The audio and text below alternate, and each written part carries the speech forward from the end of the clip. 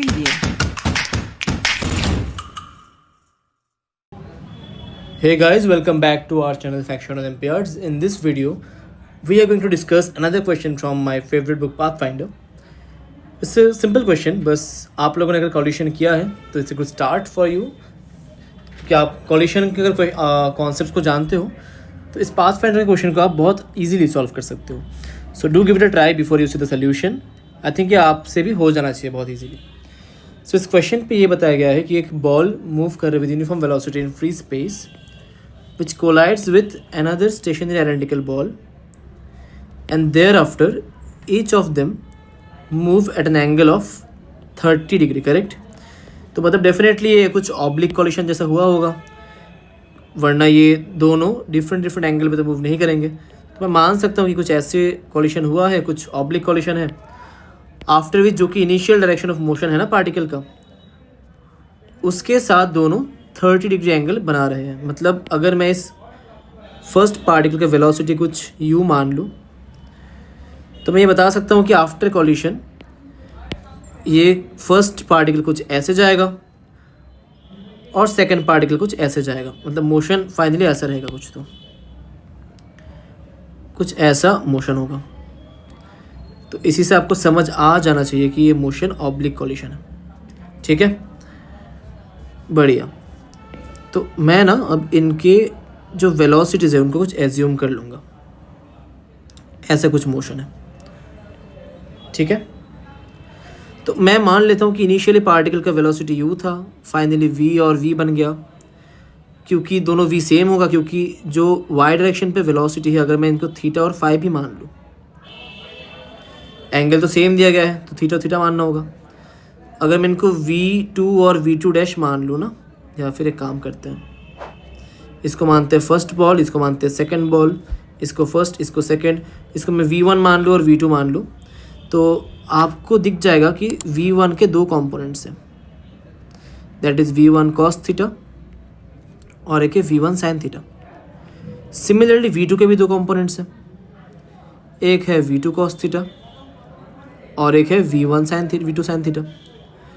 मुझे ये तो पता ही है ना कि अगर ऑब्लिक कॉलिशन होता है तो मोमेंटम किसी भी डायरेक्शन में कंजर्व होता है. अलोंग x मान लो, अलोंग y मान लो, किसी भी डायरेक्शन में आई कैन कंजर्व मोमेंटम.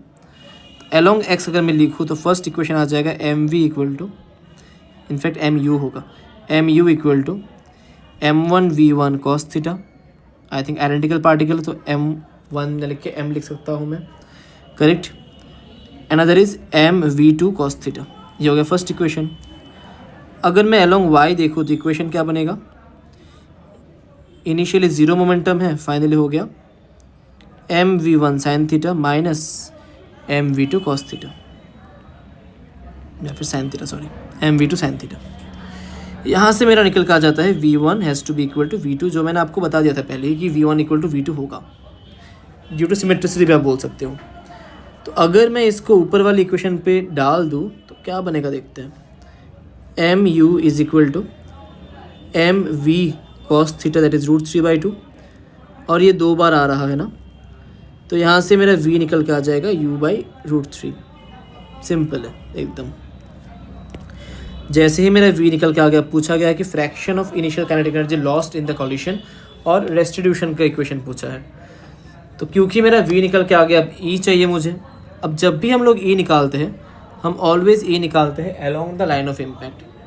तो अगर मैं अलोंग लाइन ऑफ इम्पैक्ट देखूँ ना, लाइन ऑफ इम्पैक्ट हो जाएगा जिस तरफ ये पार्टिकल मूव कर रहा है, मतलब कुछ ऐसा तरफ मेरा लाइन ऑफ इम्पैक्ट आएगा. ये हो जाएगा मेरा LY, क्योंकि इसी तरफ पार्टिकल 1 पे नॉर्मल डायरेक्शन लगा होगा. क्लियर.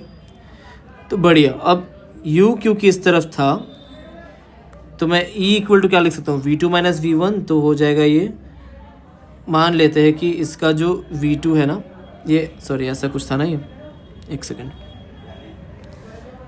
इसका जो मोशन है लाइन ऑफ इम्पैक्ट में देखो तो ये पार्टिकल कहीं ऐसा कुछ कहीं पे गया है और ये कहीं पे ऐसा गया है. ठीक है, ऐसा कुछ मोशन हो रहा है इसका. तो लाइन ऑफ इम्पैक्ट जो सेकंड बॉल मूव करेगा ना उसके अराउंड होगा, क्योंकि सेकंड बॉल पे सीधा नॉर्मल डायरेक्शन लगा है, एक ही फोर्स लगेगा. तो ये हो जाएगा मेरा लाइन ऑफ इम्पैक्ट, करेक्ट। तो इस तरफ तो ऑलरेडी मेरा V2 है ही। अब V1 का कंपोनेंट चाहिए। V1 का कंपोनेंट हो जाएगा V1 cos 2 theta, correct. U1 का कंपोनेंट चाहिए, that is U cos theta -0, है ना। हमने सब कुछ इस तरफ ले लिया।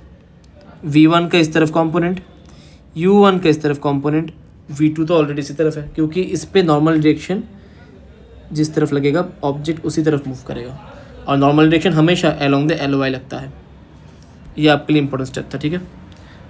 तो यहाँ से मैं लिख सकता हूँ E = V2 का वैल्यू पता है मुझे, V है, दोनों का वैल्यू ही V है, U/√3 minus U/√3 cos 2 theta means 120, I think cos 60 by U cos 30, ठीक है। तो यहाँ से मेरा वैल्यू निकल के आता है U/2√3 divided by √3U/2, 2 cancels out, U cancels out, E comes out to be 1/3। ये हो गया आपका पहला आंसर, ठीक है।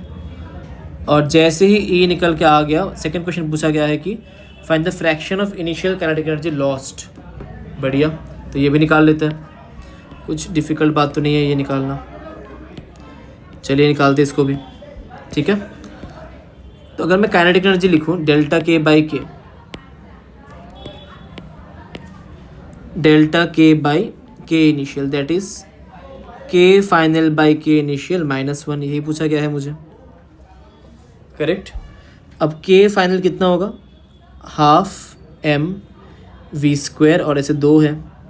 इनिशियल क्या है, 12mu², ऐसा एक ही है, -1, half m cancels out, v² by u² हो जाएगा 1/3, that is 2/3 -1, that is -1/3, negative, यानी काइनेटिक एनर्जी लॉस हो रहा है। तो मैं बोल सकता हूँ जो fraction of kinetic energy lost आएगा दैट इज़ 1/3। दोनों ही आंसर 1/3 है। सिंपल सवाल था, जिन लोगों ने ऑब्लिक अभी रिसेंटली ही किया है आप लोगों के लिए good question to start from Pathfinder. और ऐसे ही बहुत सारे क्वेश्चन मैं लाता रहूँगा हर वेंसडे, फ्राइडे और Sunday sharp at 10:30 PM। So do subscribe to the channel to get more such content. चलिए मिलते हैं अगले वीडियो पे।